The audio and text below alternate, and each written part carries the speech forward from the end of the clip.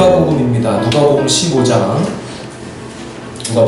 11절에서 24절입니다. 누가복음 15장 11절에서 24절까지 조금 길지만 그래도 한 목소리가 첫날이니까 같이 하나님 말씀 하겠습니다.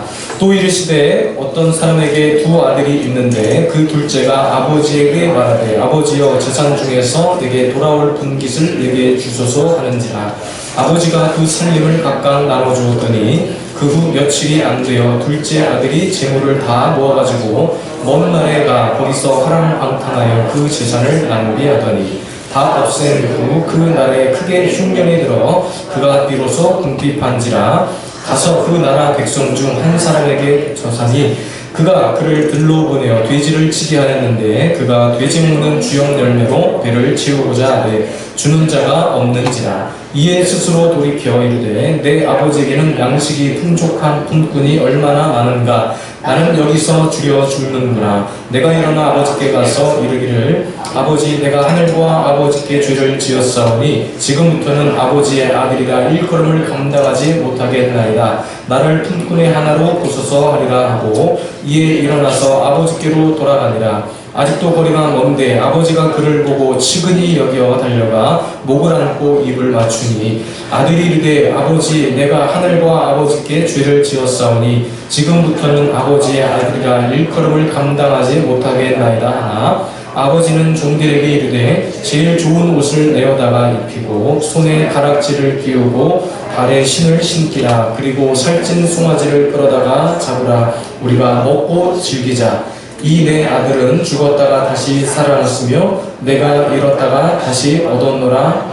그들이 즐거워하더라. 아멘. 우리 강사 목사님은 저를 너무나 사랑하시고 저희 교회를 사랑하시고 아껴주시는 교회 목사님이십니다. 함께 주마다 모여서 전도도 함께하고 이번 여름에 캠프도 함께하고 무엇보다도 우리 교회의 평평과 처지와 또 제 마음과 젊은 후배 목사를 위해서 참 아낌없이 겸손히 오히려 저를 더 섬겨주시고 뭐 더 이상 말이 필요 없습니다. 오늘도 제가 함께 식사하고 교제하면서도 너무나 그 은혜를 받았는데 3일 동안 이 말씀 잘 듣고 겸손히 순종하고 결단해서 은혜 받고 또 끝나고 기도할 때 다 안수 기도 받고 기도 제목당 내셨죠? 안 내시면 안 계시죠? 그럼 큰일 납니다. 다 내셔야 돼요. 목사님이 다 한 분 한 분 다 안수 기도 해주십니다. 반드시 응답이 있습니다. 할렐루야. 우리 목사님 나오실 때 박수로 축복하겠습니다.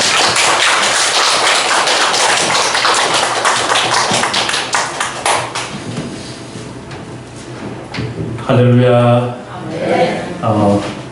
예수 비전 세움교회 가을 부흥에 오신 여러분들 하나님의 놀라운 은혜와 축복이 함께 하시기를 축원합니다. 하나님 앞에 헌금을 드리셨어요. 그래서 제가 헌금 소개를 해드리고 기도를 하고 말씀을 좀 나누는 시간을 가졌으면 좋겠어요. 기적은 일어납니다. 아멘 소리가 하늘을 찔러야 되는데 여러분 오늘도 기적은 일어납니다. 어떤 사람에게 기적이 일어납니까? 믿음을 가진 자에게만 기적이 일어납니다. 그 믿음이란 믿음의 대상인 우리 하나님이 누구신지를 바로 할 때 그 아는 자의 믿음만큼 주님의 역사하심이 나타나게 되어 있는 거예요. 그래서 우리의 신앙은 미신을 믿는 샤머니즘이 아니에요. 그 다음에 아무것도 모르고 무조건 추종하는 맹목적 신앙도 아니고 우리 기독교의 신앙은요 알고 믿는 겁니다. 아멘. 누구를 알고 믿는 거죠? 기도를 응답해 주실 하나님이 누군지를 분명히 알고 그분을 알면 알아갈수록 우리의 삶에 하나님 주시는 은혜의 폭, 그 다음에 축복의 그릇은 넓어지고 깊어지게 되어 있는 것입니다. 아멘. 하나님이 어떤 분인지를 알면 여러분 우리는 자다가도 웃을 일이 생기는 거예요. 아멘 안 하시네. 아멘. 왜 그래요? 하나님이 우리를 얼마나 사랑하시는지를 좀 알아야 된다는 거예요. 오늘은 첫날인지라 하나님이 얼마나 우리를 사랑하시는가, 그리고 나는 얼마나 이 세상에서 고귀한 존재이고 하나님께서 사랑받는, 그래서 독생자 예수 그리스도를 이 땅에 보내셔서 십자가에 피 흘려 죽게 하시기까지 사랑하신 예수님의 목숨값 값으로 우리를 사셔서 천국으로 이끌 만큼 저와 여러분들은 천하와 바꿀 수 없는 소중한 사람임을 믿으시기를 바랍니다. 할렐루야. 네, 그래서 오늘은 그리스도인의 정체성과 여러분의 자존감을 예수님 안에서 회복하는 시간이 되었으면 좋겠어요. 첫날은 그래요. 첫날은 그래요. 자, 감사헌금 우리 부흥감사님 사례비로 드릴 수 있으면 감사합니다. 사례비 준비하지 말라고 그랬는데 제가 뭐한데 그렇게 헌금을 해주셨고요. 오영희 권사님 감사헌금 해주셨고, 제가 이렇게 소개하는 건 뭐냐면 하나님 앞에 드린 헌금이잖아요, 그죠? 그래서 강사 목사가 이렇게 소개하는 것은 하나님이 아시지만은, 그리고 우리 성도님들 가운데서도 함께 은혜가 되었으면 해서, 그렇죠? 따라해봅시다. 천국은 침노하는 자의 것이다. 신노하는 자의 것이다. 구원은 전적인 하나님의 은혜요, 선물이에요. 그러나 여러분, 그 구원을 우리가 소유하고 그 구원 안에 담겨진, 그리스도 안에 담겨진 하늘의 그 보호를 여는 것은 우리들의 몫이에요. 뭐로 연다고요? 믿음으로 연다고 했어요. 믿음으로. 아멘이죠? 네. 믿음으로 여는 건 우리가 해야 돼요. 하나님은 준비해 놨어요. 언제든지 사용하라고. 그런데 구하지도 않고 두들기지도 않고 찾지도 않는 사람에게 하나님은 주시지 않는다. 복은 구해야 된다. 아멘. 찾아야 된다. 두들겨야 된다. 그래서 하나님의 나라에 대한 이 열정을 우리가 가져야 돼요. 반드시 내가 너를 축복하리라. 내가 너를 복주고 너를 번성하게 하리라. 아니, 하나님이 이렇게 약속해 주셨다면 그 복을 내 것으로 만들어야 되는 거 아닙니까? 안 되는데 왜 안 되는 대로 그대로 있느냐고요. 그죠? 왜 내버려 두느냐 이 말이에요. 우리 몸이 아프면은 병원에 가서 선생님한테 고쳐달라고 하면서 왜 우리 삶에 하나님이 복을 주시겠다고 약속했는데 그 복이 안 오고 있잖아요. 안 오고 있잖아. 안 오고 있다면 그걸 방해하는 세력이 있는 거 아닙니까? 그렇죠. 우리 안에 침투된 바이러스가 우리 몸의 건강을 빼앗아가고 있는 것처럼 외부의 힘인 약을 공급받아가지고 그 약의 힘으로 우리 안에 침투된 바이러스를 물리치는 거 아니에요? 제가 이제 병원 사역을 하다 보니까 이런 얘기가 나오는 거예요. 강남 세브라스 병원 온목시에 사역을 합니다. 이틀 동안 매주마다. 오늘도 지금 사역하고 갔어요. 그래서 오늘 좀 늦었어요. 그런데 우리의 신학이라고 하는 건 여러분, 우리에게 복 주시려고 약속하신 게 성경 전체 66권 말씀 아닙니까? 이건 축복의 말씀이잖아요. 성경을 읽어보십시오. 하나님을 만나서 복받지 않는 인생이 없고, 하나님을 만나서 그의 인생이 변화되지 않는 인생이 없어요. 할렐루야.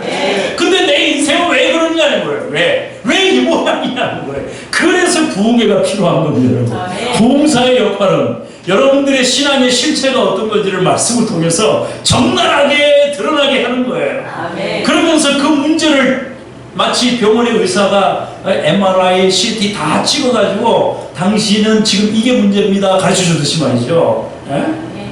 목사는 바로 그 일을 하는 거예요. 여러분의 영적인 실상을 말씀의 엑스레이, MRI로 찍어가지고 여러분들에게 복을 가로막고 평안을 가로막고 기쁨을 가로막고 하나님의 축복을 가로막고 있는 그 결정적인 바이러스를 하나님의 명약, 구약과 신약으로 물리쳐서 하나님의 복이 여러분의 것이 되게 만드는 치유의 시간인 줄 믿으시기를 바랍니다. 할렐루야. 하나님은 즐겨 드리고 헌신하는 자의 예물을 기뻐 받으신다고 했어요. 그래서 예물을 드릴 때는 인색함으로나 억지로 드리지 말라고 했어요. 아멘이죠? 하나님은 인격적인 분이세요. 인격적인 하나님이세요. 억지로 강요하시는 분이 아닙니다. 하나님은 복을 준비해 놨어요. 그러나 그 복을 받아가는 사람들은 그 사람의 믿음으로 이루어진다고 했었어요. 아멘. 그래서 천국은 하나님의 절대적 주권과 자발적 순종과 헌신을 통해서 하나님의 천국의 작품이 우리 인생이라고 만들어지는 거예요. 할렐루야. 하나님의 은혜, 그리고 그 은혜에 반응하는 우리의 헌신과 순종을 통해서 여러분, 우리의 인생이 만들어지게 되어 있는 거예요. 여러분 모두가 다 보석과 같이 빛나는 위대한 믿음의 주인공 되시기를 주님의 이름으로 축원합니다. 이제 울며 질질 짰던 이제까지의 신앙 다 던져버리시길 바랍니다. 웃으세요. 웃으세요. 왜 웃어야 되는지 제가 오늘 말씀드릴 거예요. 그러니까 신앙은 즐거워야 돼. 아니 주님을 만났는데 왜 그렇게 힘들어? 주님이 모든 것 창조하시고 모든 만물을 만드시고 모든 복의 주인공이 되시고 모든 것의 주인 되시고 할렐루야. 그 주님이 우리 주님이시고 그 하나님은 우리 아버지가 되시는데 왜 고아처럼 그렇게 울며 불며 살아가고 있느냐 이 말이에요. 오늘 영적인 눈을 떠서 주님을 바라보는 시간 되길 바랍니다. 할렐루야. 그래서 믿음으로 드리시길 바랍니다. 제가 헌금 강요하는 거 아니에요. 절대. 믿음으로. 그리고 이걸 드릴 때는 여기에 감사 내용이 있어요. 그죠? 하나님 앞에 드리는 거잖아요. 그러니까 이 내용을 잘 쓰셔가지고 기도 제목이든 감사의 내용이든 이건 하나님 앞에 바치는 헌금이기 때문에 이 내용 그대로 천사가 들고 하나님 앞에 보고를 하게 돼 있어요. 할렐루야. 예. 이거 하나도 하나님이 잊어버리지 않습니다. 장부에다가 정확하게 기록해 놓습니다. 하나님도 요즘엔 장부 안 쓰시겠죠? 컴퓨터로 다 천사를 통해서 그냥 반도체에다 다 적어놨어요. 그래서 우리가 주님 앞에 서는 날에 인생의 결산이다. 다 내가 태어나서 죽을 때까지 주님을 위해서 어떻게 살아왔는지, 내 옆에 있는 영혼들을 위해서 어떻게 살아왔는지, 주님의 몸된 교회를 위해서 얼마나 눈물 흘리면서 기도하고 헌신했는지, 충성했는지, 주의 몸된 교회의 사자 우리 목사님을 위해서, 사모님을 위해서, 가정을 위해서 얼마나 헌신하며 섬겼는지 다 주님이 행위록에 기록합니다. 아멘. 그리고 그 장부를 꺼내들고 우리가 주님 앞에 섰을 때 각각 행한 대로 복을 주신다고 그랬어요. 할렐루야. 예수 믿지 않는 사람들은 심판의 부활로, 예수 믿고 세상 떠난 사람들은 영생, 생명의 부활로 일어나게 됩니다. 여러분 믿으시죠? 그래서 이게 헛된 게 아니에요. 우리 유하민 양 은혜 많이 받는 부흥에 되게 도와주세요. 그대로 될 줄 믿습니다. 할렐루야. 네. 유준이 우리 군, 유찬희 군, 유경수 목사님, 박현주 사모님, 할렐루야. 아멘. 이 목사님 가정은 참 본받아야 돼. 우리 집 식구들은 나만 해요. 제가 대표로 했어. 그래서 하나니까 제가 여기다가 남설빛계 백종주 목사 가정 해가지고 한꺼번에 주님 아시죠? 제가 대표로. 그래서 제가 이렇게 썼어요. 부흥의 첫째 날, 주님의 몸된 교회인 예수 빚은 세움교회의 참된 회복과 제한 없는 성령님의 역사심으로 부흥의 불길을 타올라 민족 복음화와 세계 선교에 귀하게 쓰임받는 교회 되게 하소서. 할렐루야. 이만하면 감사 자격이 있잖아요. 교회를 축복하러 왔잖아요. 그래서 비전 세움교회 할렐루야 그대로 될 줄 믿습니다. 여러분 믿으세요. 우리는 이론으로 상식으로 논리로 살아가는 존재가 아니라 뭘로 살아가는 존재? 오직 믿음으로. 아멘. 의인은 오직 믿음으로 말미암아 산다. 환경, 여건, 상황 그것 보고 우리는 살아가는 존재가 아니에요. 오직 우리의 환경 속에, 우리의 형편 속에, 우리의 상처와 아픔과 눈물 속에 함께 동행하고 계시는 예수 그리스도를 믿는 믿음으로 가는 거예요. 주님 볼 때 여러분 환경에 역전이 일어나는 거예요. 인생에 역전이 일어나는 거예요. 할렐루야. 그게 여러분 성경의 미라클 스토리, 기적의 이야기 아닙니까?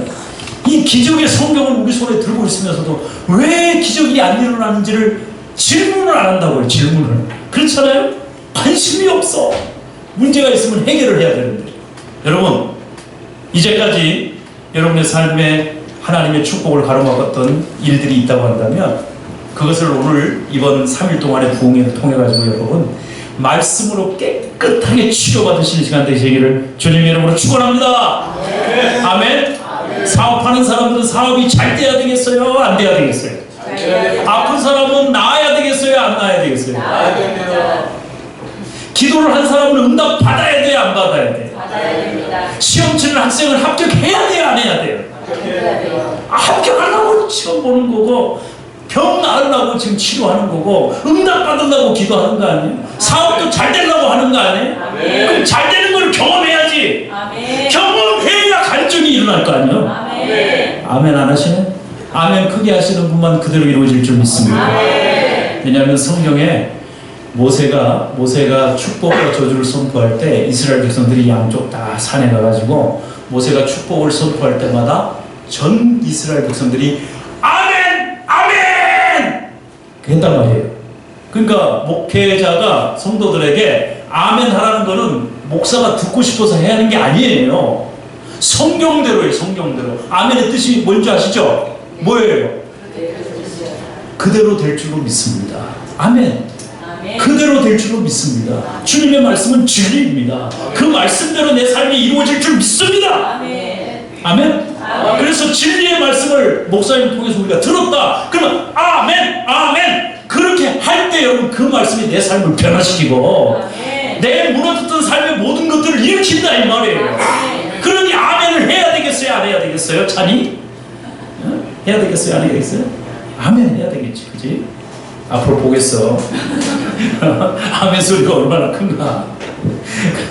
자, 여러분 제가 기도할게요. 하나님 감사합니다.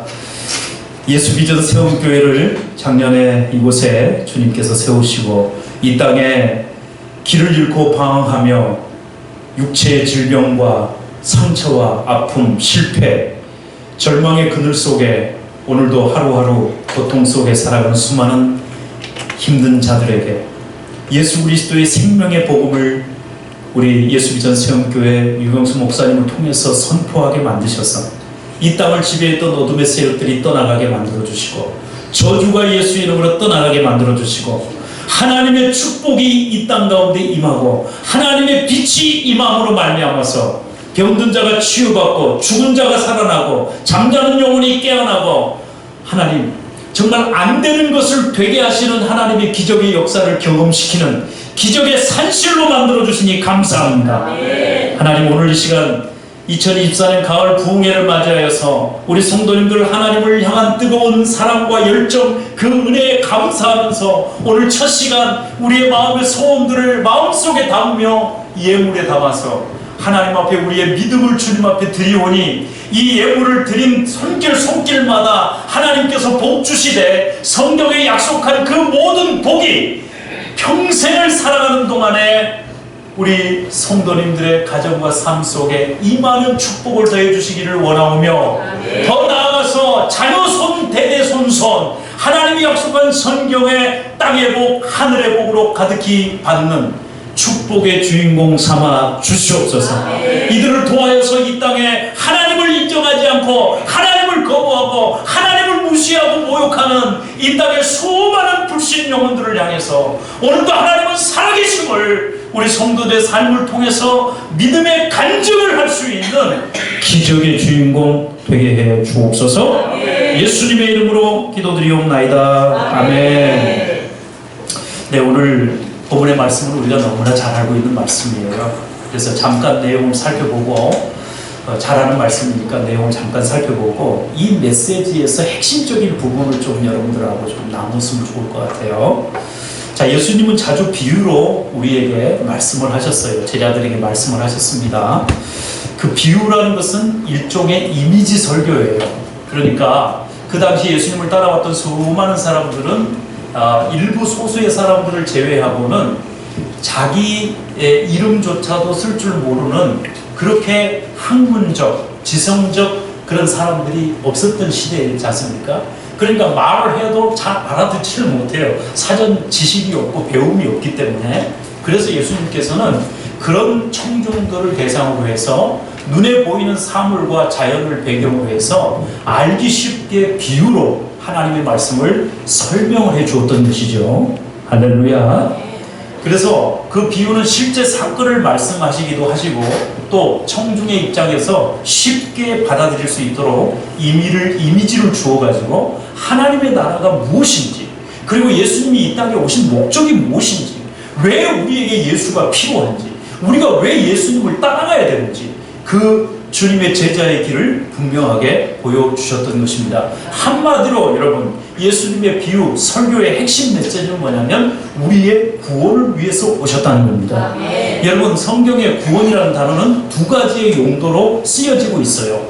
우리가 쉽게 알고 있는 구원, 그것은 뭐냐면 죄에서 죄사함 받고 하나님의 자녀가 되고 지금 세상 떠나도 천국에 들어가는 구원을 의미하는 거예요. 그게 첫 번째 구원입니다. 예수 믿고 구원받는다. 그것은 뭐냐면 죽을 몸이 예수 믿음으로 부활의 생명으로 거듭나서 천국에 들어가 영생을 받는 구원을 의미하는 게 있고, 두 번째로 구원의 뜻은 뭐냐면은 여러분, 우리 육체가 이 세상을 살아가는 동안에 육체에 얼마나 많은 문제들이 있습니까? 그렇죠? 병에 걸렸다든지, 아니면 사업을 하는데 사업에 어려움이 있다든지, 아니면 관계에 어려움이 있다든지, 자녀의 문제가 있다든지, 부부의 문제가 있다든지, 우리 육체가 세상을 살아가는 동안에 당하는 문제, 그죠?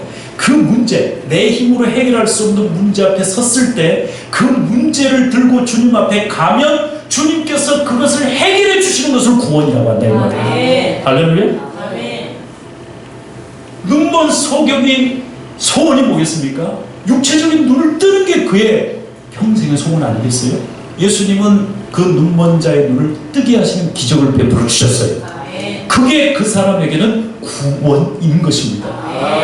38년 된 병자가 여러분 38년 동안 고치지 못한 질병에 놓여져 있을 때 아무도 관심이 없잖아요. 베데스다 연못에 수많은 병자들이 와 있었지만은 그 사람은 다른 사람의 도움을 받지 않고는 그 베데스다 연못에 가끔씩 천사가 내려와서 물을 움직이게 될 때에 제일 먼저 그 물속에 들어가는 사람의 병이 낫는 이런 전설과 같은 이야기가 있었다 이 말이에요. 그런데 38년 동안 그 자리에 있었지만 단 한 사람도 자기를 떼내가지고 그 연못 속에 데려다 준 사람이 없었다고 주님 만나면서 불평을 하더래요. 근데 여러분, 주님께서 그의 고통과 아픔을 하감하시고 내 자리를 들고 일어나라. 할렐루야.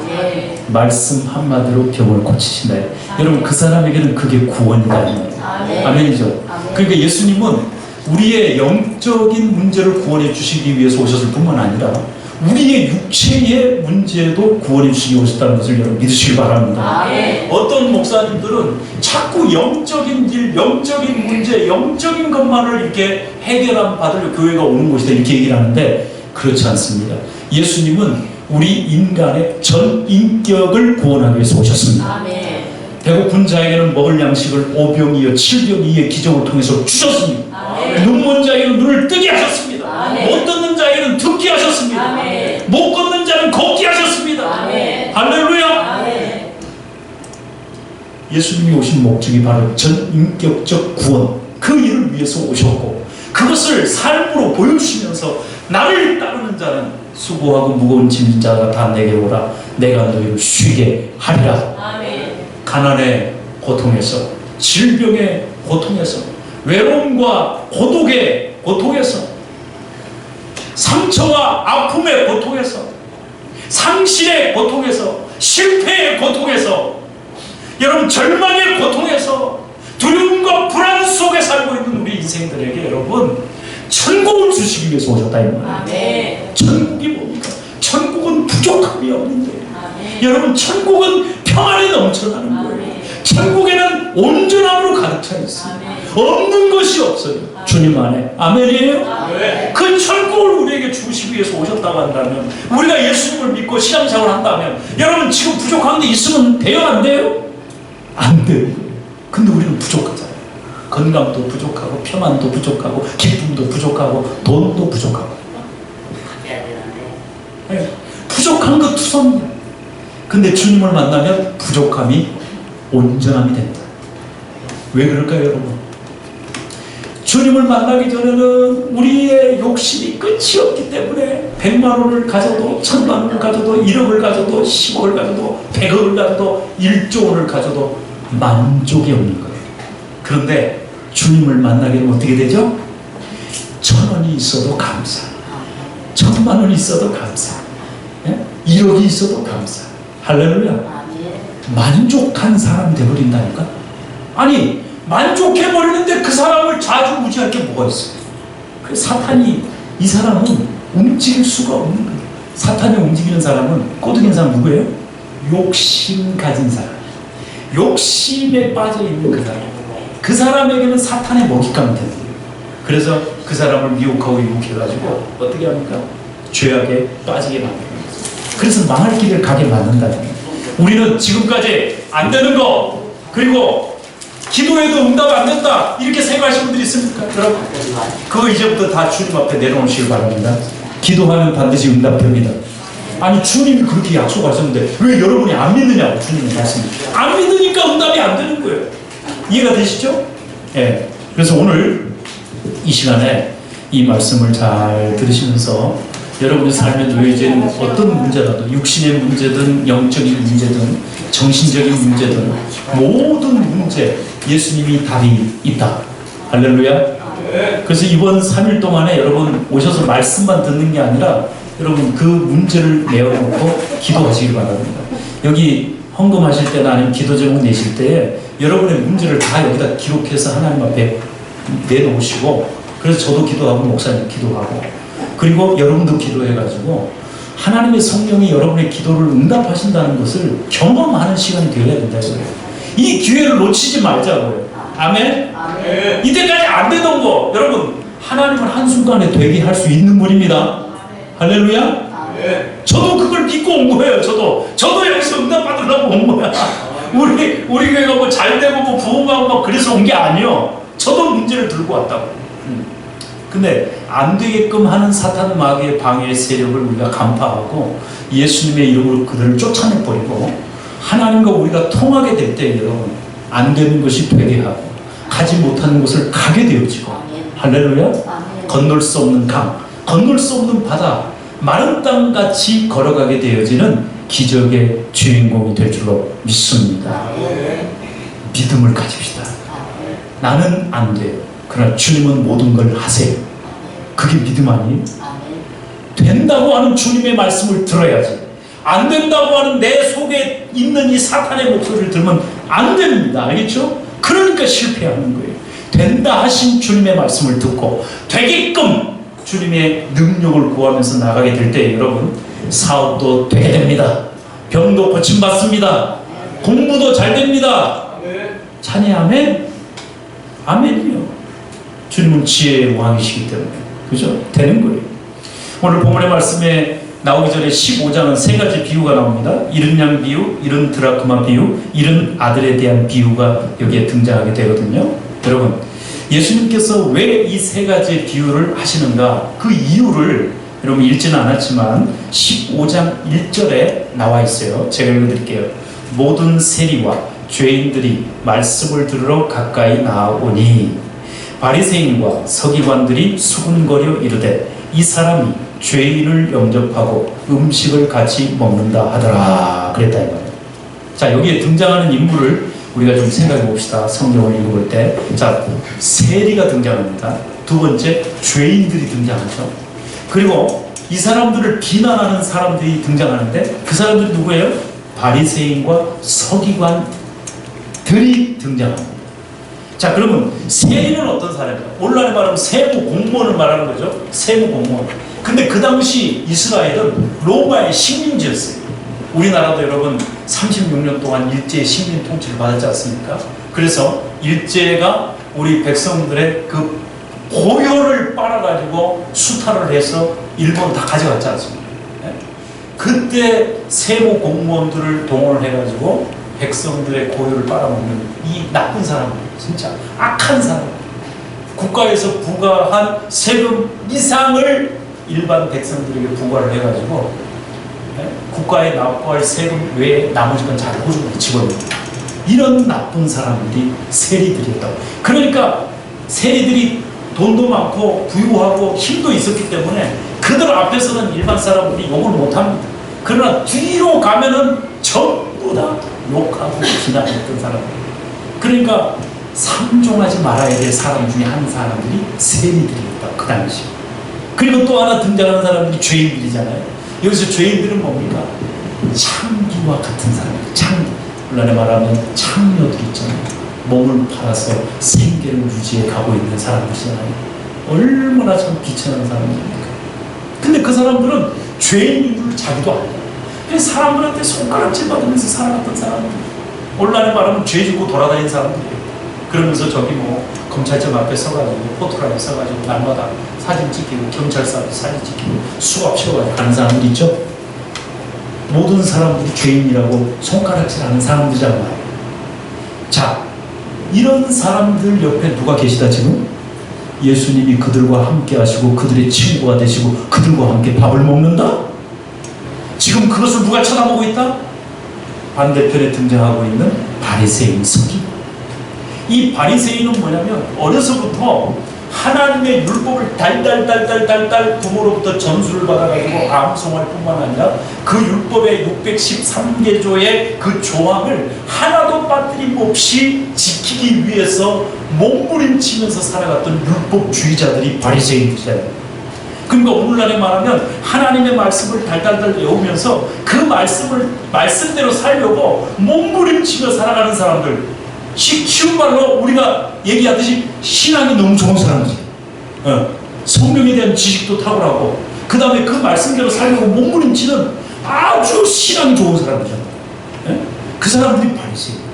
서기관들은 어떤 사람들입니까? 서기관들은 하나님의 말씀을 그 당시에는 인쇄기도 없고 컴퓨터도 없고 복사기도 없지 않습니까? 이 서기관들이 하는 일은 하나님의 말씀, 모세에게 주신 하나님의 그 율법의 말씀인 토라를, 그 말씀을 붓을 씻어가면서 이제 양피지에다가 기록을 하는 역할을 하는 거예요. 그래서 대대손손 그 성경의 말씀을 전수시키는 이 일을 하려면 그냥 아무나 시키면 안 되는 거예요.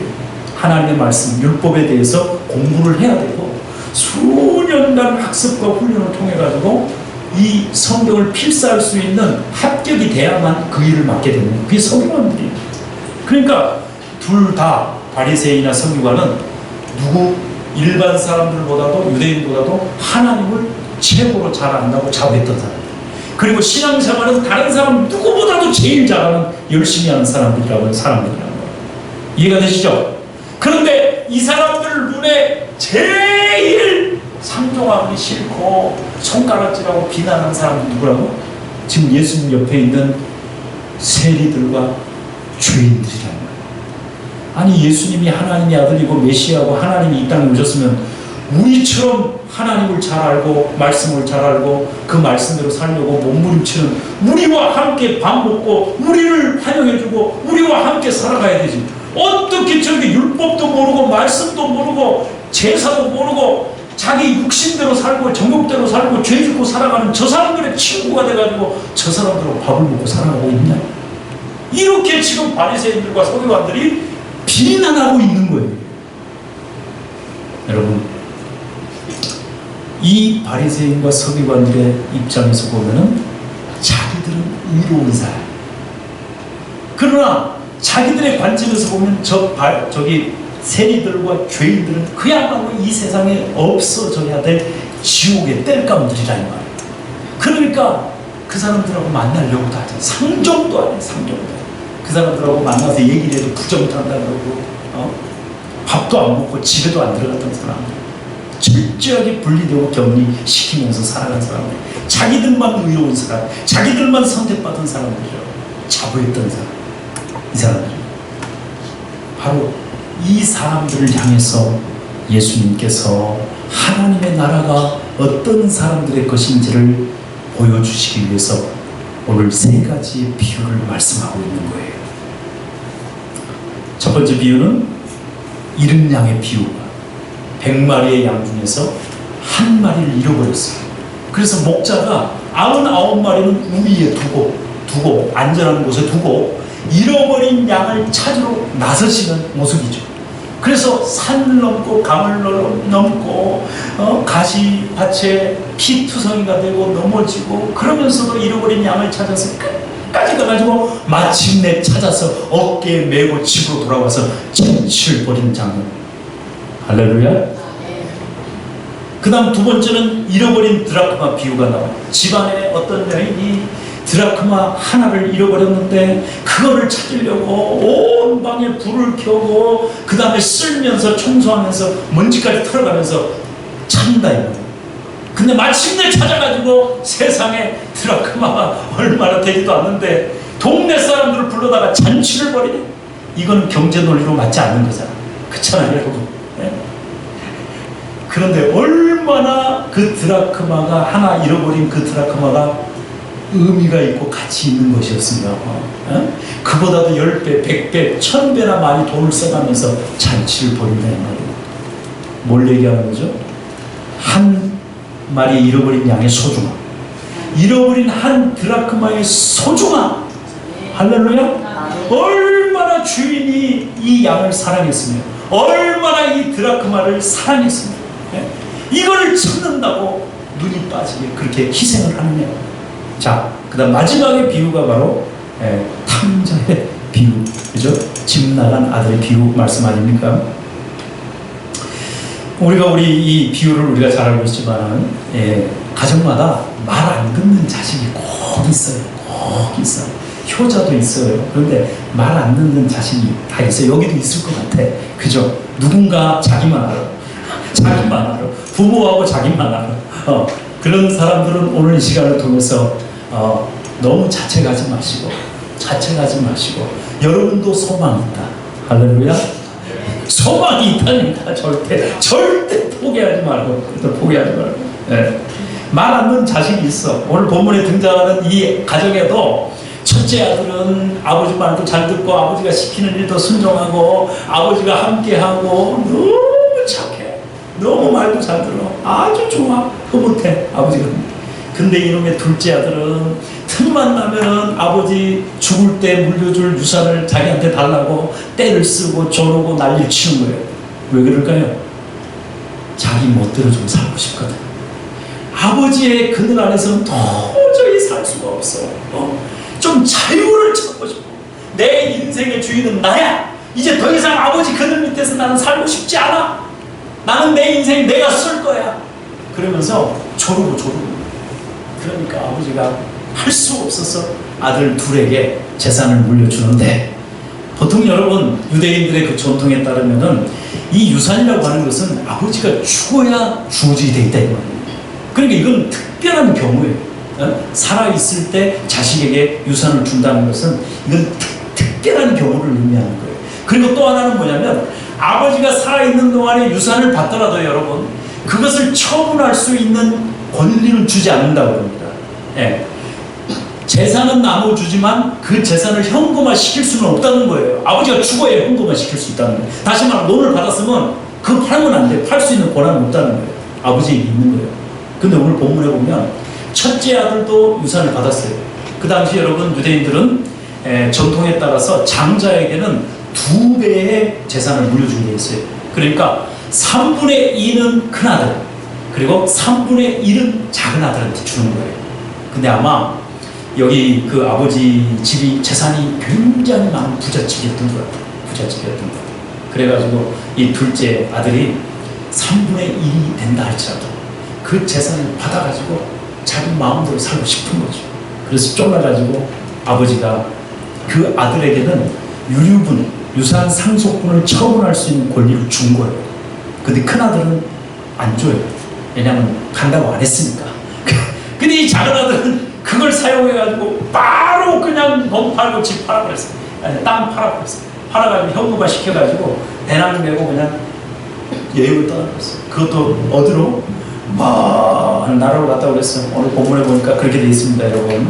자, 오늘 말씀에 제가 읽어볼게요. 12절. 그 둘째가 아버지에게 말하되 아버지여 재산 중에서 내게 돌아올 분깃을 내게 주소서 하는지라. 아버지가 그 삶을 각각 나눠줬다. 그러니까 첫째 둘째 다 준 거예요. 둘째만 준 게 아닙니다. 자 13절. 그 후 며칠이 안 돼요. 며칠이 안 됐대.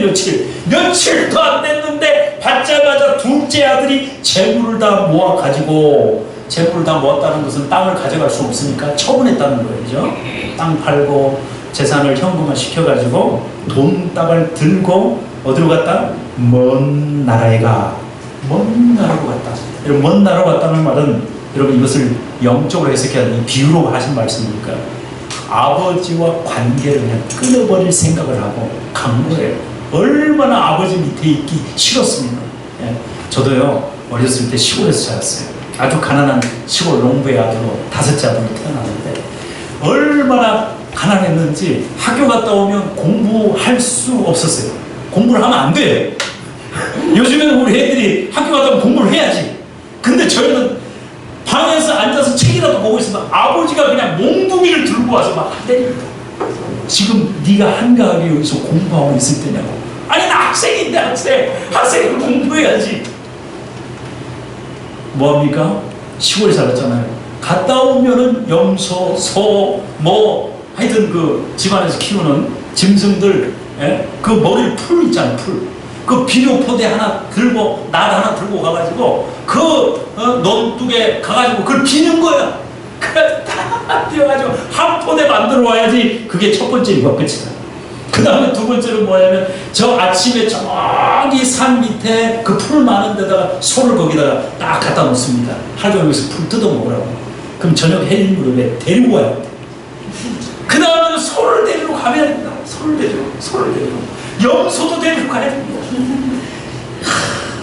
여러분 그게 끝이 아니에요. 그게 끝이 아니니까. 겨울 되면요 나무를 해야 돼요. 그때는 저는 제가 나이가 많지 않아요. 50대 초반입니다. 근데 얼마나 찌저리게 가난했으면 그 시골에 세상에 그 골로도 없고 난로도 없고 뭐 없었을 때 연탄불도 없었을 때 아궁이 불 떼가지고 밥을 했던 시절이라니까. 그러니까 나무를 해요. 그러면 가서 나무 해야 돼. 산에 가서 그 갈쿨이 있지 않습니까? 갈쿨이하고 포대 가지고 와가지고 긁어가지고 그 소나무 떨어지지 않습니까? 가을에 그 잎을 그 말라서 잘 타거든요. 그걸 다 긁어 모아가지고 그거 어디다 여러분? 지게에다 지게도 적었어요. 지게도 와야 됩니다. 봄이 되면은 모래기 하는 데 가서 줄 잡아야 됩니다. 줄 잡아야 돼. 옛날에는 손으로 다 심었잖아요. 줄 잡아야 돼. 그리고 여름철 되면은 보리를 매는데 이삭 죽기를 시킵니다. 아버지가 세상에 그 해가 니욱니욱 저녁에 니어가지고 넘어갈 때까지인데 보리 베고 난 다음에 이삭 떨어지잖아요. 그거 다 주워가지고 담아가지고 집에 와요. 가을이면 벼베기 해야 돼. 벼베기. 그때 당시에 보면 그 타작기가 발로 이렇게 밟으면 막 돌아가가지고 옆에서 이렇게 벼를 이렇게 줘요. 나락이라고 그러죠. 나락 탁 준다. 그럼 우리는 뭐 하냐? 우리만 이삭 죽게 하는 거예요. 우리 어머니가 옆에서 착착착착 이거 주고 아버지는 이거 밟으면서 타작하고 전 가족이 붙어가지고 그거 하는 거예요. 한 번은 시험을 앞두고 공부하고 있는데 아버지가 여러분 그 마당에 빨래 열려면은 대나무 있잖아요. 대나무로 이렇게 걸어놓지 않습니까? 이렇게 빨래 줄이 터지지 않도록 그걸 빼가지고 와가지고 그냥 들어와가지고 그냥 여기 치는 거야. 아 죽는 줄 알았어. 우리 아버지가 참 공부 안 한다고 맞았으면 나 후회는 안 할 텐데 우리 아버지 원망은 안 할 텐데 공부하지 말고 일하라는 말이에요. 그냥. 자 어쨌든 제가 왜 이 얘기를 합니까? 말 안 듣는 자식, 말 안 듣는 자식들. 그래서 그때 소원이 뭔지 아십니까?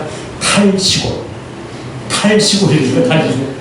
아니 일찍이 저 도예지로 전학 간 애들이 그렇게 부러운 거예요. 그렇게 부러운 거예요. 전학 때문에 딱 저기 뭐야 방학 때문에 오잖아요. 시골에 예쁜 옷 입고 텔레비전에 나오는 만큼 서울 애들이 입는 그런 옷들 멜빵 가지고 이런 거 방탄 멋지게 입고 옵니다. 근데 나는 뭐 저기 학교 운동복인데 너무 허접한 거 있잖아. 밑에는 검정색 위에는 녹색 초록색 그게 옷인지 뭔지도 모르겠어. 그런 거 입고 깨지지하고 다 일그러져 있고 아주 그냥 쟤네들은 그냥 얼굴이 그냥 광이 나고 얼마나 부럽던지 그냥 그랬답니다. 자 어쨌든 간에 여러분 이 시간에 부모 속 썩이고 말 안 듣는 분들 있죠. 나요. 바로 나요. 저도 상당히 부모님의 말씀을 잘 듣는 속에 속하긴 하는데 이 좀 그 엉뚱한 데가 있어. 그래서 저는 책을 좋아했어. 책을. 그래가지고 고등학교 졸업하고 나서 이제 대학을 준비하면서 책을 군대 때부터 막 책을 사는 거예요. 용돈만 받으면 책을. 근데 어떤 날은 어떤 사람이 꼬임이 넘어가지고 전집을 사야 돼. 어머니 몰래 어머니 돈을 가져오는 거예요. 그래가지고 나중에 발각돼가지고 그냥 어머니한테 혼나고 그냥 사놨으면 또 봐야 될 거 아니야? 안 봐. 그냥 장신용이야? 그래가지고 속썩이고 그거 어머니가 갚느라고 출등살등하고 저도 속 많이 썩혀드렸습니다.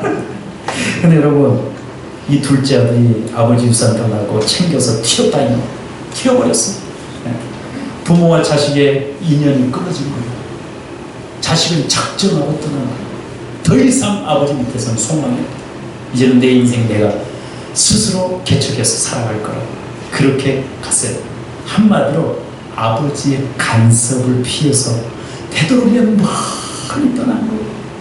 그랬더니 이제 한 번도 가보지 못한 도해지로 나가가지고 먹을 것도 많고 사람도 많고 즐길 것도 많고 얼마나 좋아요. 내 손에는 주머니는 돈이 가득.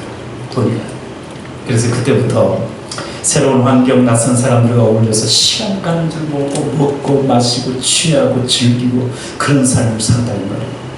근데 정신 차려보니까 자기 호주머니가 돈 한 푼 남지 않은 거짓 신세가 되고 있고, 그래서 배고픔을 참지 못해서 그 지역의 동네 사람 집에 가서 종이 돼가지고 돼지를 치는 일을 하게 되는 거예요.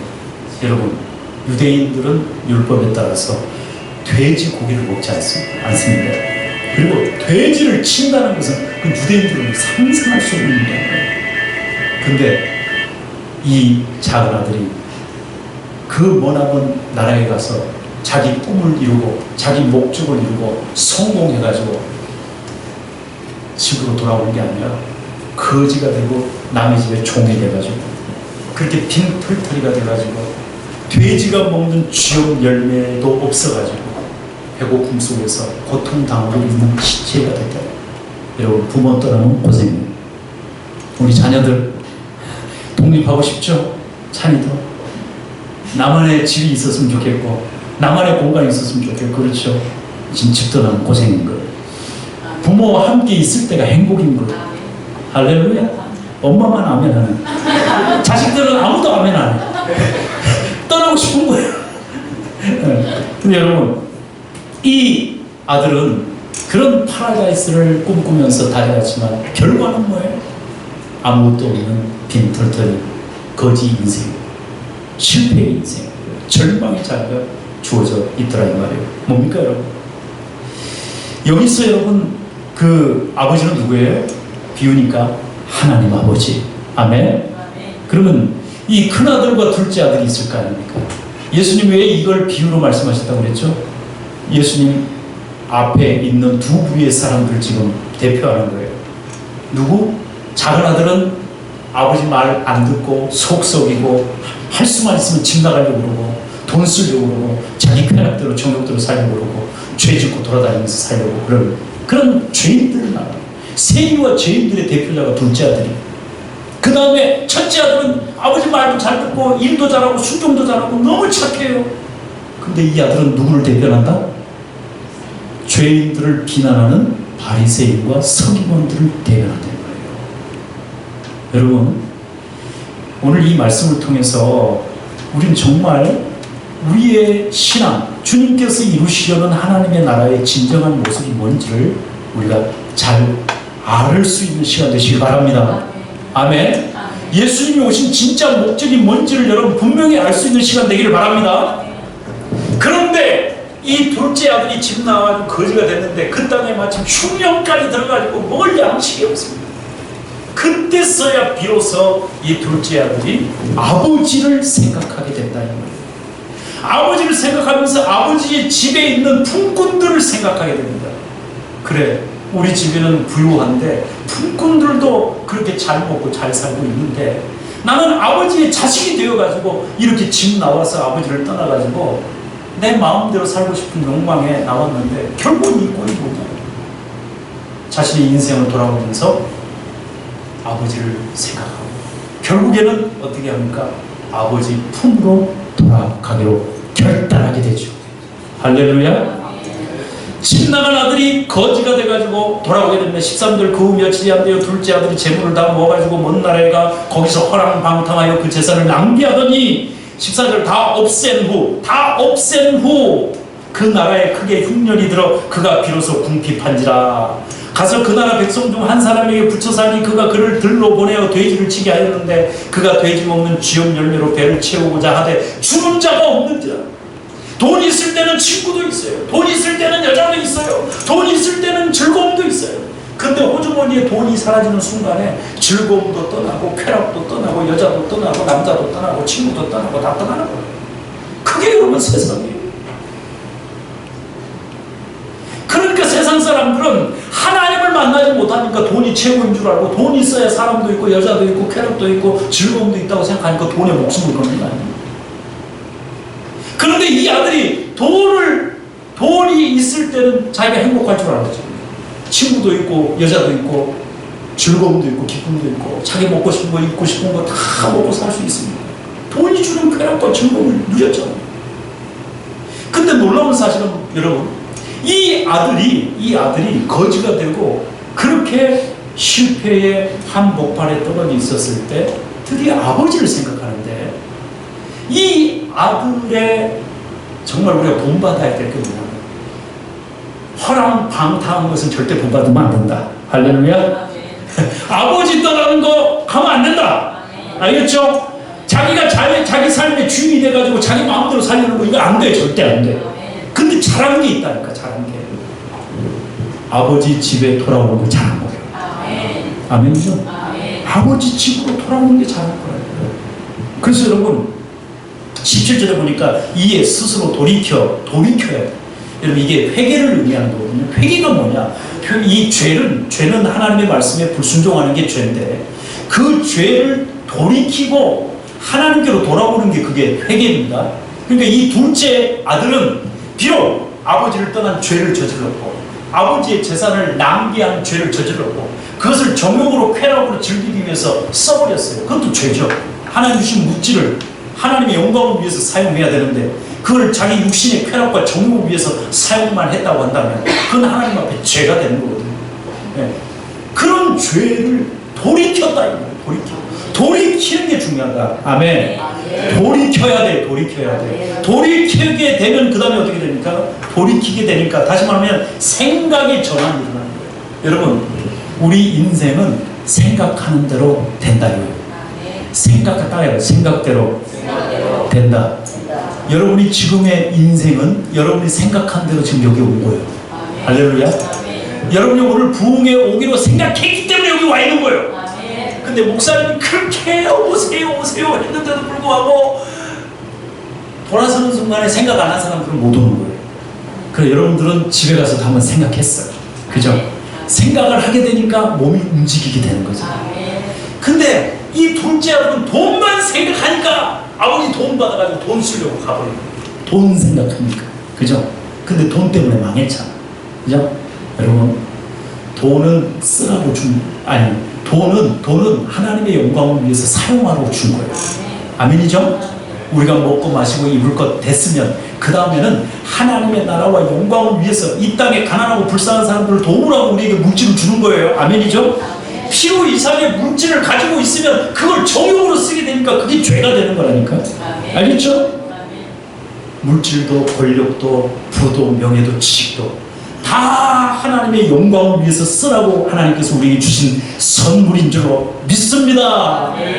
돌이켰다는 건 뭐냐면 돈이 죄인 줄 알았는데 결국 그 돈이 나를 포로로 삼아가지고 나를 이렇게 거지가 되게 만들었다. 돈 따라갔더니 그죠?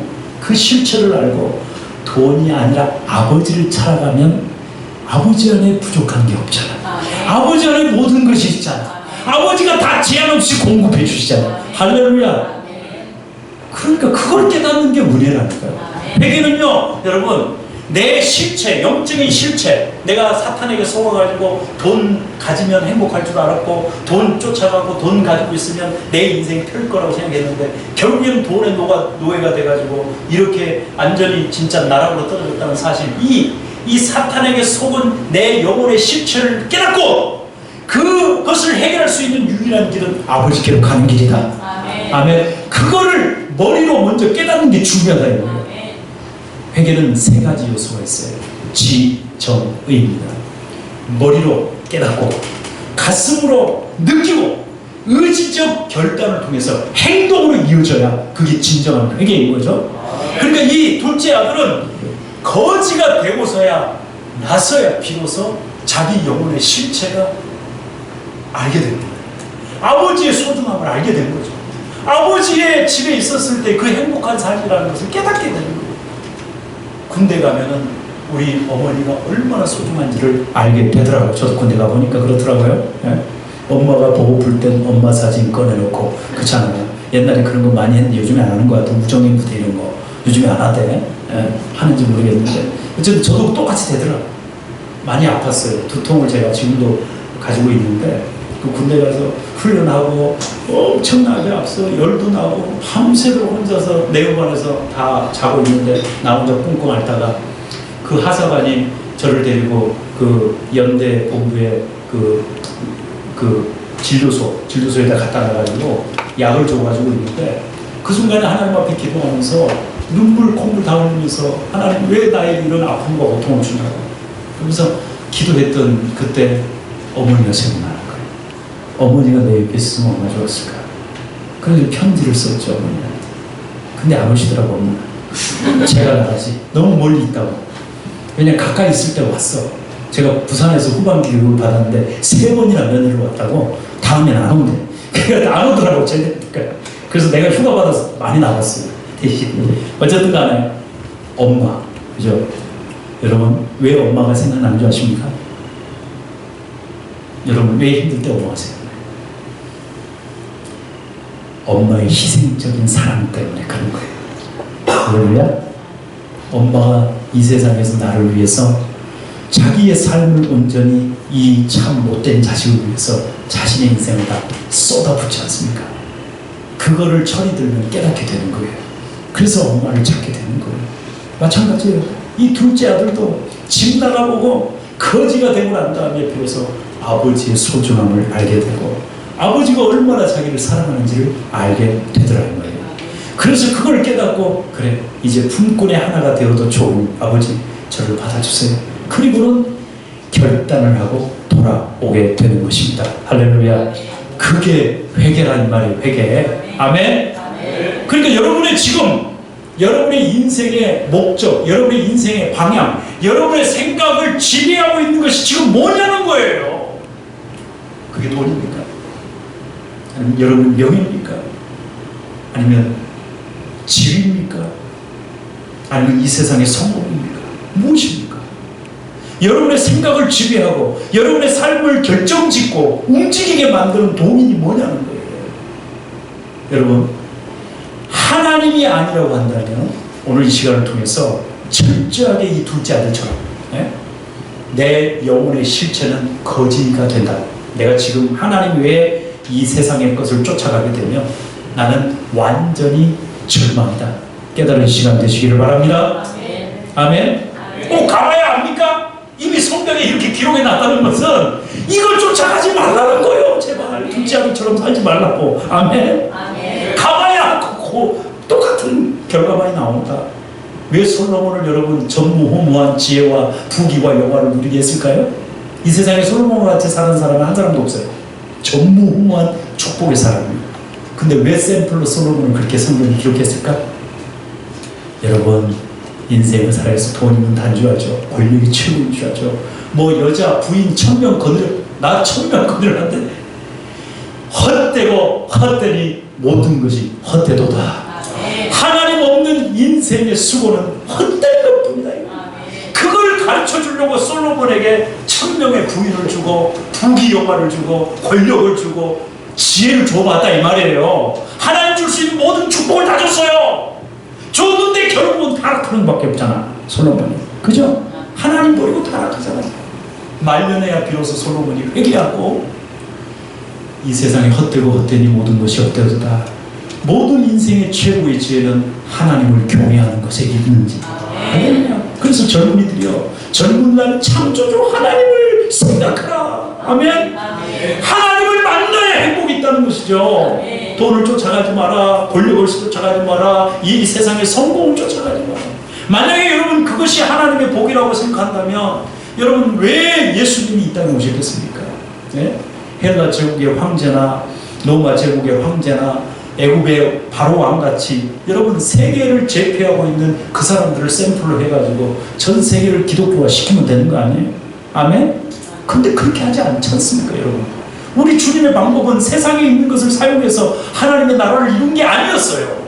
하나님의 방법은 하나님의 하늘로부터 공급하는 성령의 능력으로 아무것도 없지만은 십자가 가지고 믿음 가지고 이 험난한 세상 속에서 주의 복음 사역하는 그 사람들을 통해서 그들의 피와 그들의 눈물과 그들의 헌신과 열정을 통해서 여러분 하나님의 나라가 지금까지 이어져 왔다는 사실을 믿으시기를 바랍니다. 세상의 것으로 했다면 한순간에 하나님은 세상 복음화 시킬 수 있어요. 그러나 하나님의 방법은 세상의 방법을 도용하지 않았다 이 말이에요. 하나님의 방법은 십자가였어요. 오히려 주님은 세상을 구원하기 위해서 자기의 능력을 사용해서 전부 다 자기 말 앞에 무릎 꿇게 만드는 일을 하지 않았다고요. 자기를 십자가에 내어주심으로 말미암아 그 사람 앞에 무릎 꿇게 만드는 게 기독교의 진리인 것입니다. 할렐루야. 그래서 우리는 여러분 권력을 얻기 위해 돈을 얻기 위해 성공하기 위해서 우리의 인생의 목적의 방향을 거기다 세우고 달려가서는 안 되는 거예요. 아멘. 그것은 주님을 믿고 따라가는 사람들의 결과물로서 필요한 사람들에게 주신 하나님의 은혜인 것입니다. 그렇죠. 다윗은 왕으로, 그죠? 솔로몬도 왕으로, 그리고 사무엘은 선지자로, 제사장으로, 할렐루야. 요나를 선지자로, 세례 요한을 선지자로, 아멘. 베드로는 예수님의 제자로. 각각 주신 은혜가 달라요. 다 달라. 그러나 여러분 그 모든 믿음의 사람들 다 하나님을 위해서 살아갔다 이 말이에요. 자기를 위해서 살아간 존재가 없다 이 말이에요. 아멘이죠. 하나님이 누구를 사랑하겠어요? 누구를 기뻐하시겠어요? 누구를 쓰시겠느냐 이 말이에요. 요즘 이 시대에도 누구를요? 하나님을 위해서 자신의 인생을 건사한다 이 말이에요. 동의하십니까 여러분? 하나님 안에 모든 것이 다 있잖아요. 하나님 안에 모든 것이 다 있으니까 그 하나님을 기뻐하라. 그리하면 내 마음의 소원을 이루어 주시리라. 여러분 오늘 우리가 여기 모여서 예배드리잖아요. 하나님이 얼마나 기뻐하시는지 몰라요. 아멘? 여러분 누가 이 시간에 이 저녁에 피곤한 몸이 집에 가서 씻고 자고 아니면 재미난 텔레비전 켜놓고 영화를 보든지 그렇게 해야지. 이 아까운 시간에 교회 나와서 기도하고 말씀 듣고 있어. 찬양하고 있어. 이 아까운 시간에. 여러분 근데 하나님은 지금 누구에게 관심을 가지고 있다? 집에서 자빠져서 잠자고 있는 사람에게 관심 갖고 있어요? 아니죠. 오늘 예수 비전 세움교회 부흥회에 나와서 예배드리고 있는 여러분들에게 하나님의 시선은 고정되어 있다. 아멘. 아멘. 여러분 옆에 계신 분들 이렇게 축복해 주십시오. 당신은 이 세상에서 가장 소중한 사람입니다. 네, 우리 박 권사님 남편에게 처음 그런 얘기하죠. 예, 그 부흥에 나오니까 그런 소리를 들을 수 있는 거예요. 얼마나 감사해요, 얼마나 감사해요. 네. 할렐루야. 교회 나오면 이렇게 자존감이 올라간다니까. 세상에서는 뭐 하는 것도 그렇고 뭐 실력도 그렇고 뭐 아니 제가 우리 집사님한테 그런 얘기 하는 거 아니에요. 어쨌든 저보고 하는 얘기. 영향도 없어. 세상에서 별 볼 일 없는 사람처럼 거예요. 여러분 절대 그렇지 않습니다. 여러분 안에는 하나님의 영 성령님이 계십니다. 그걸 믿습니까? 성령님이 함께 하시는 거예요. 여러분 이 아들이 돌아오니까 놀라운 일이 벌어지죠. 아버지가 이 아버지는 한시도 아들을 잊어버린 적이 없다. 아들은 돈에 눈이 빠져가지고 아버지도 잃어버리고 집도 잃어버리고 다 잊어버리고 살았지만 거지가 되어서 보니까 아버지를 기억하게 되지 않습니까? 그러나 아버지는 그 둘째 아들을 집 나간 순간부터 돌아오는 그 순간까지 한순간도 잊어본 적이 없다. 여러분 두 가지 비유는요, 주인이 잃어버린 양을 찾아가고 드라크마를 찾아갑니다. 자, 하나님이 우리에게 주신 소유는 우리가 찾아가야 되죠.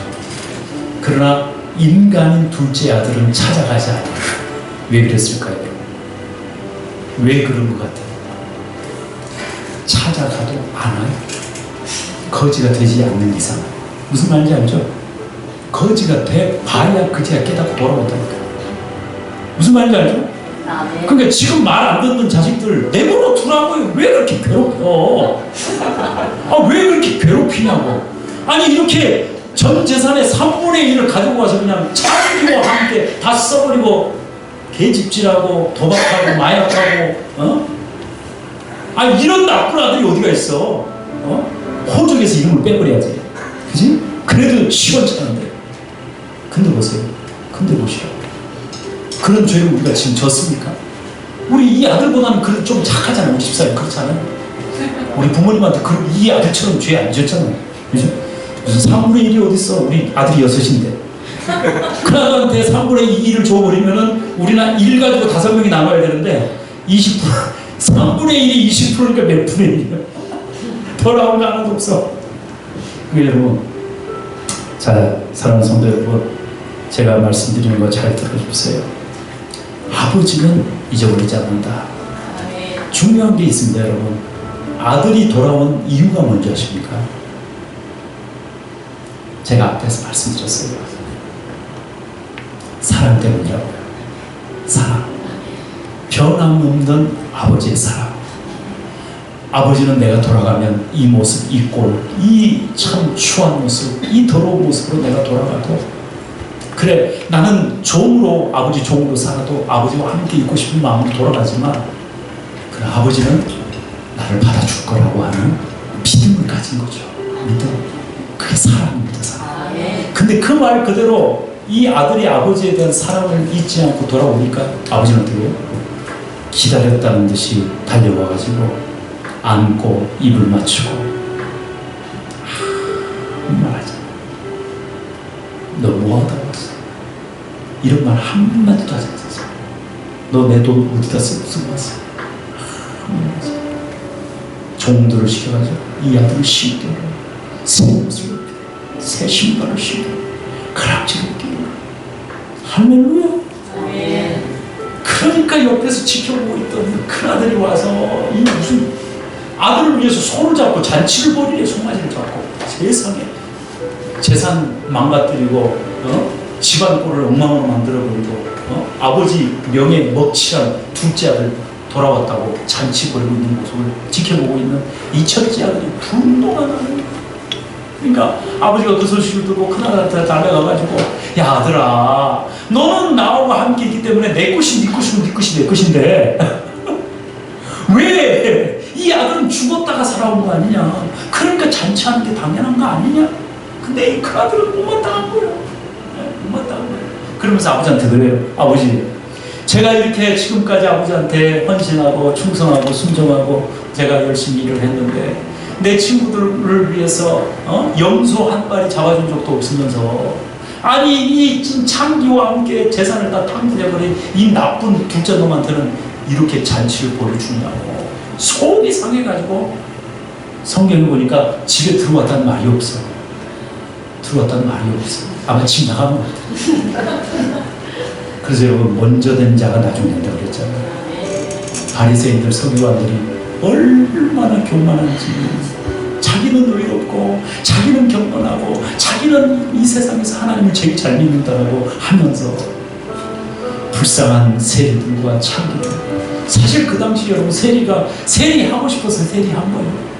시대적인 상황이 있지 않습니까? 그렇잖아요. 네? 시민 통치하여서 그 막강한 로마 제국의 그 권력 앞에서 어찌할 수 없는 거 아니에요. 자기들 그런 게 있다는 거예요. 그리고 창기들이 여러분 여성이 얼마나 아름답고 존귀한 분들입니까? 정절을 지키기 위해서 목숨까지 버리는 분들이 우리 여성들 아닙니까? 그런데 자기의 몸을 팔 정도가 됐다. 여러분 자기 때문에 그렇게 했을까요? 여성들 절대 자기 때문에 그런 사람이 없죠. 자기 가족을 살리기 위해서 경제 활동을 하게 된 거예요. 그래서 기생나옵이 나오는 거 아니에요? 여러분 손에 최고의 창기, 최고의 창기. 거기 가면 내놓는 전국의 장사치들이 다 모여서 그 집에 가서 술 마시고 노는 데 아닙니까? 그 기생나옵이었어요. 근데 여러분 그 기생나옵이 믿음이 들어가고 하나님을 만나야 되니까 예수 그리스도를 이 땅에 오게 하시는 믿음의 조상의 바늘에 들어간다. 할렐루야. 기생 나합도 하나님 쓰셨다.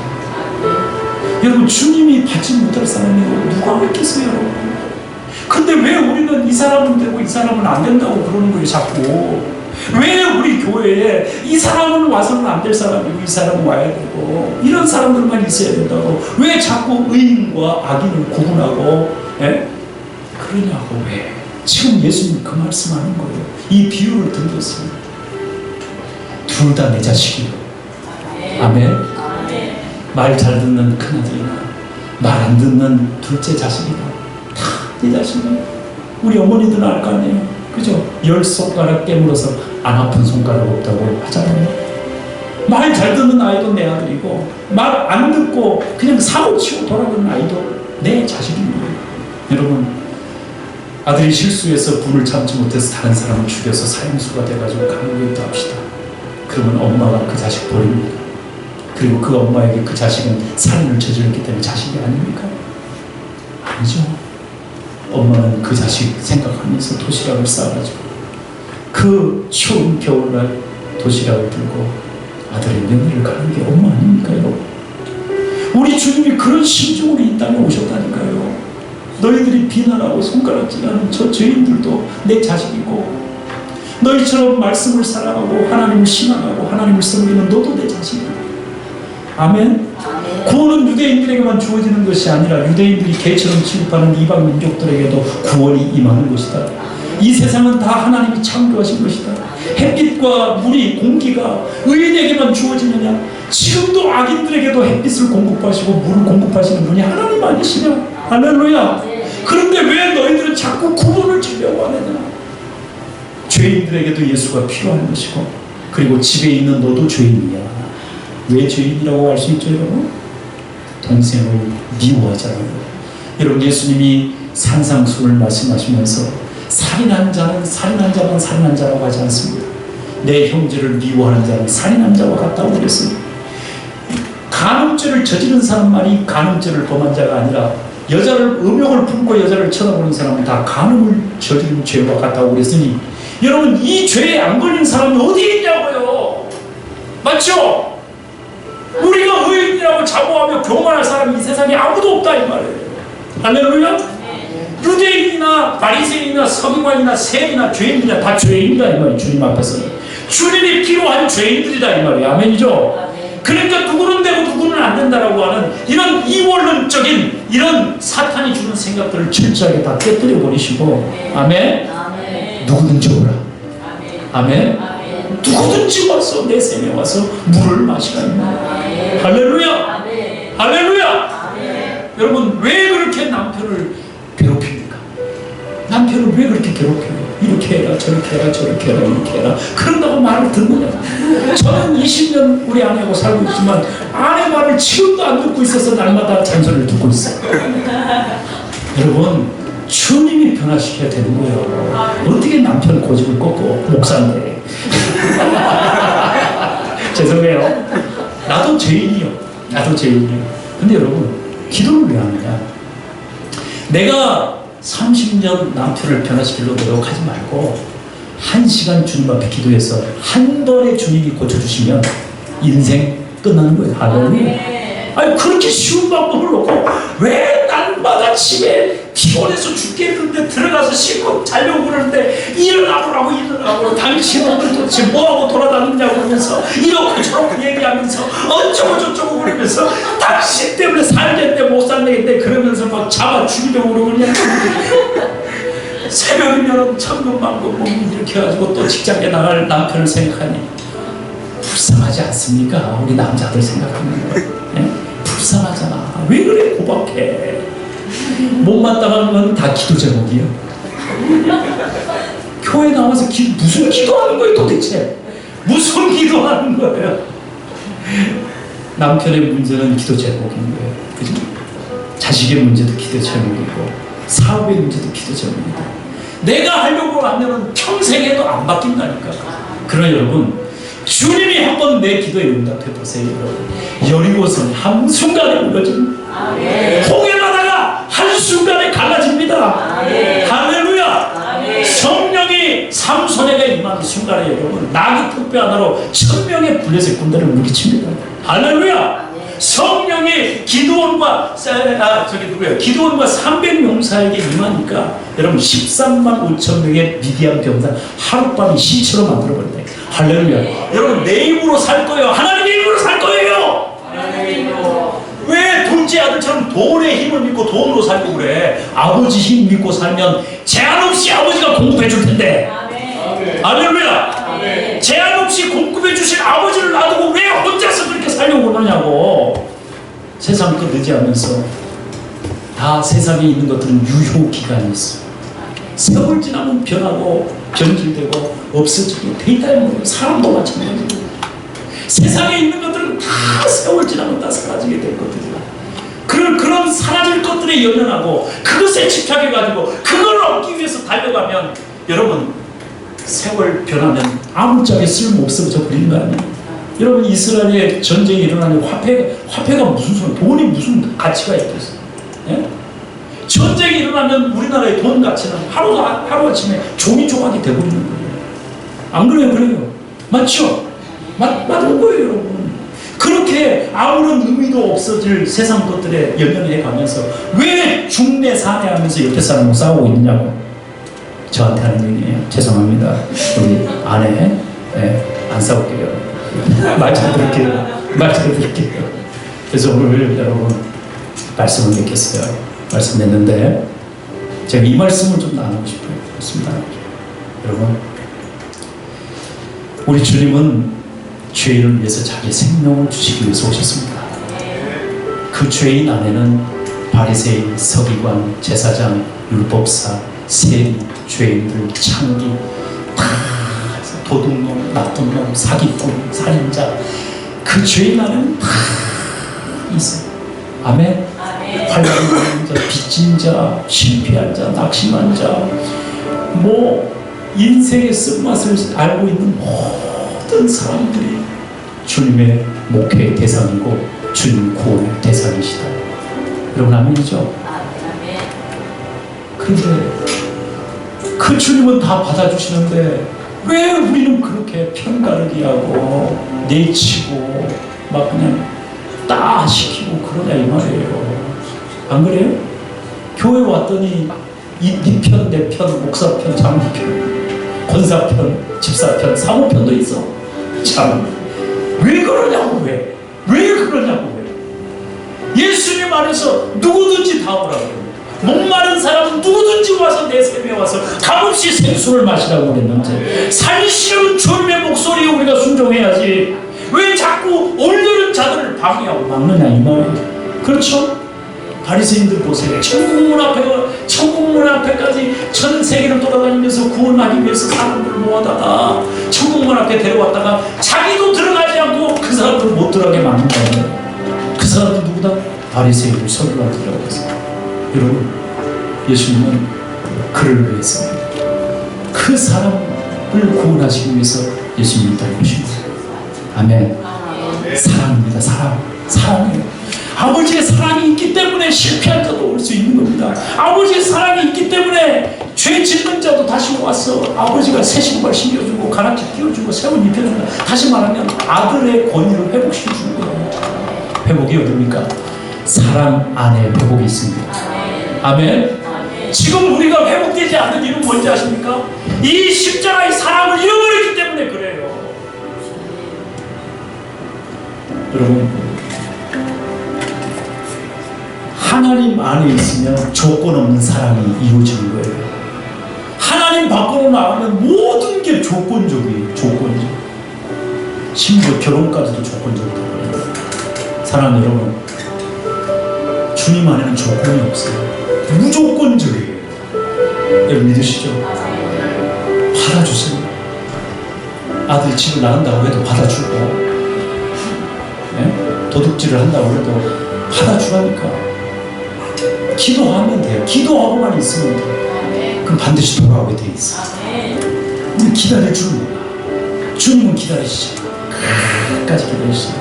여러분 이런 사랑이 회복돼야 여러분의 삶에 회복이 일어나게 될 줄 믿습니다.